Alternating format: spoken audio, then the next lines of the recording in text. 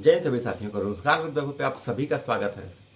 जैसा कि आप सभी को पता है, जो हमारे उत्तर प्रदेश पुलिस कांस्टेबल के हमारे जो बच्चे हैं 1,74,316 जिनका ड्यूपीएससी 26 दिसंबर से चल रहा है, जिसमें सरकारी छुट्टी और संडे में ड्यूपीएससी नहीं होता है।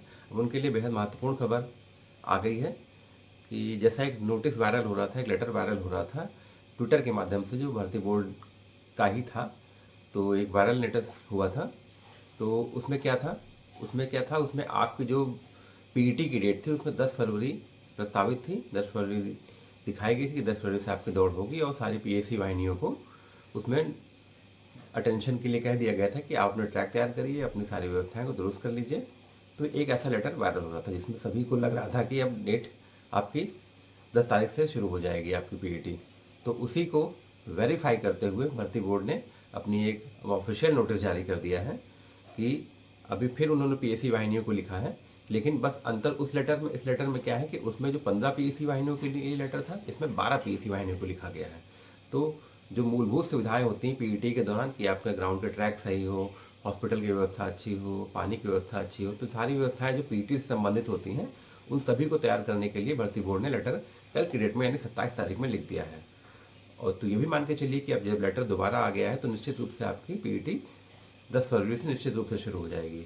और जैसे जैसे डीपीएसटी हुआ था, पहले हमारी बहनों का हुआ था, फिर हमारे धीरे धीरे 1-2 दिन बाद 3 दिन बाद भाइयों का शुरू हुआ। तो उसी क्रम में ही मान के चलिए आपकी पीईटी भी शुरू होगी। बिल्कुल इसमें घबराने की देखिए कोई ज़रूरत नहीं है आपको। अब आप देखिए आज की अगर बात करें तो आज है 28 तारीख, 28, 29, 30, 31, 4 दिन इधर और 9 दिन इधर। तो लगभग आपके पास केवल मान के चलिए 12 से 13 दिन है हमारी बहनों के पास, क्योंकि बहनों का ही पहले शुरू होगा।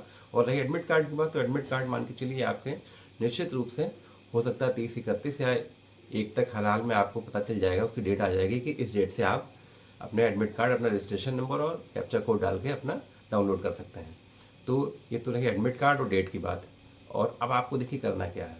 देखिए जिनकी रनिंग नहीं निकल रही है वो तो कंटिन्यू रखें, बराबर 2 टाइम पे दौड़ें। और सबसे ज़रूरी चीज़ है कि इंजरी से ज़रूर बचें, आप इंजरी से बचें, किसी भी दुर्घटना से बचें।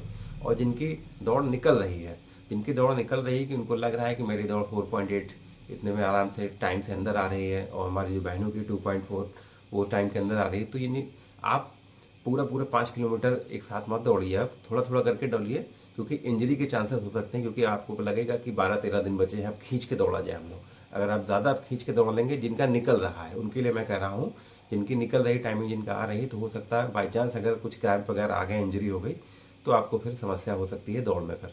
इसलिए जिनका निकल रहा है तो आराम से वो, आप ये भी एक कोशिश और करिएगा कि 10 बजे के बाद दौड़िए अब आप, क्योंकि आपकी जो रनिंग होगी वो 10 बजे के बाद ही, 10 बजे या 10 बजे के बाद ही से शुरू होगी। तो अच्छी खासी धूप भी हो जाएगी, क्योंकि बसंत आने वाली, बसंत पंचमी भी है। तो मान के चलिए बसंत पंचमी के बाद वैसे भी मौसम अच्छा खासा खुल जाता है, अभी भी खुल रहा है।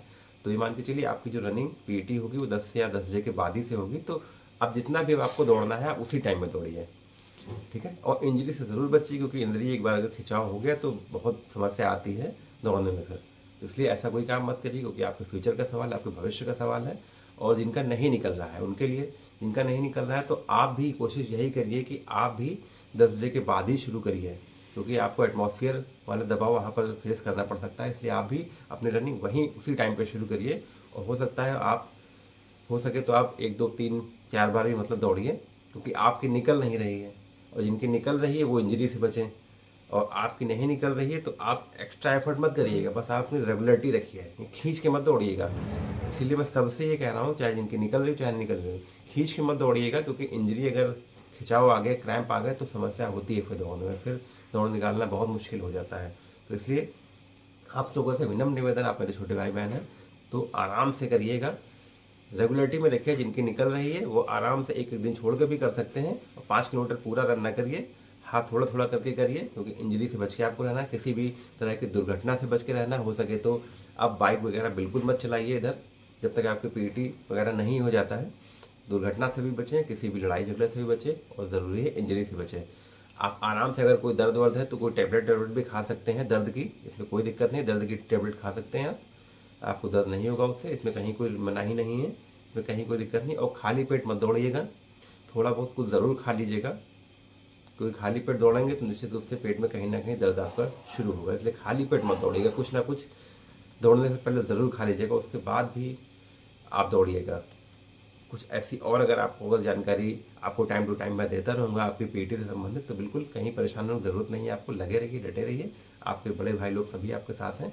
जैसे जैसे बता रहे हैं वैसे करते जाइए, आप पीटी आपकी क्वालिफाई हो जाएगी। बाकी दौड़ना आपको है, बस हम लोग सजेशन आपको दे रहे हैं कि आप ऐसे ऐसे कर सकते हैं, कहीं कोई दिक्कत की बात नहीं है। ठीक है, तो रोजगार दरों के साथ जुड़े रहें। जय हिंद, जय भारत।